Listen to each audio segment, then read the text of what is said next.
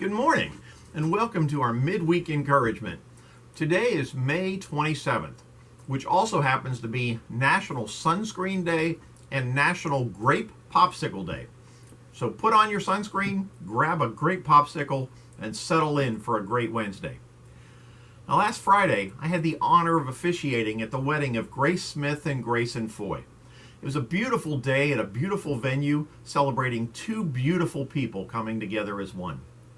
And speaking of one word kept coming up, and that was choice. God did not choose his bride, the church, because she is lovely, but because he is loving. God loves us because of who he is. And 1 Corinthians chapter 13 talks about love, not as a feeling or something that revolves around us, but rather as a verb of choice. We choose to love another. During tough times and bad days, true love gives us the patience to accept whatever comes our way, because we have chosen to trust in God. And when those things happen in a marriage, because we have chosen to commit ourselves to our spouse, we work things out. True love always protects, always trusts, always hopes, and always perseveres. Author Tim Keller wrote that traditional vows don't mention feelings at all.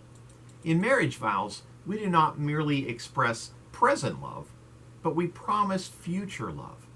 We promise not to always feel loving, but rather to be loving, be faithful, be tender, and be compassionate, no matter how we feel at the time.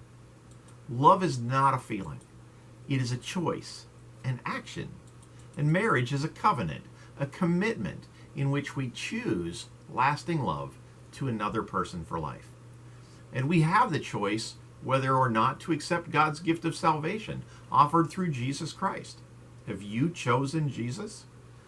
We have the choice to do the things that draw us closer to or push us away from God. We choose our behaviors. And so we need to choose each day, including this one, whom we will serve. Will we serve our selfish desires, our cultural expectations, or the Lord our God? The choice is up to us. So on this Wednesday, consider your choices carefully and choose wisely. I know that Grace and Grayson have. And Paul wrote in Philippians chapter 4, verses 12 and 13, I know what it is to be in need, and I know what it is to have plenty. I have learned the secret of being content in any and every situation, whether well-fed or hungry, whether living in plenty or in want. And I can do all this through him who gives me strength. And why? Because Paul chose to. And choosing I can instead of I can't can be a game changer. Now consider these examples of resistance to inventions that we now consider commonplace and enjoy every day. In Germany, experts said that if trains went as fast as 15 to 20 miles an hour, considered a frightful speed, blood would spurt from the travelers' noses and passengers would suffocate when going through tunnels. In America, experts said that the introduction of the railroad would require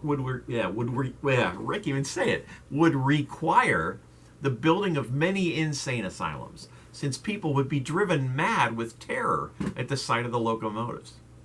And when the idea of iron ships was first proposed, experts insisted that they would not float, that it would be difficult to preserve the iron bottom from rust, and that iron would play havoc with compass readings. In 1797, when the first cast iron plow was invented, farmers in New Jersey rejected it, saying that the cast iron would poison the ground and stimulate the growth of weeds. And when the YMCA in New York welcomed the invention of the typewriter and announced typing lessons for women, protests erupted on the grounds that the female constitution would break down under the strain. In 1902, Willis Carrier designed a newfangled device that used cooling coils to control the humidity that was gumming up paper at a Brooklyn printing shop. It was an invention that changed the world. Cooling systems moved from factory floors to movie theaters, and as they got more compact and inexpensive, into homes. And today, air conditioning is more common in American homes than dishwashers, garages, or dining rooms. But initially, Carrier was met with the following concerns. There was skepticism and disbelief. When early theaters advertised their air-conditioned rooms, the general public was highly doubtful that indoor air could be made cooler than the blazing summer outside. Audiences would initially bring hand fans into the theater, though they reportedly dropped them into their laps once the system took effect. Then there was the unnatural panic. Many early critics viewed manufactured cooling as unnatural and an arrogant attempt to defy nature.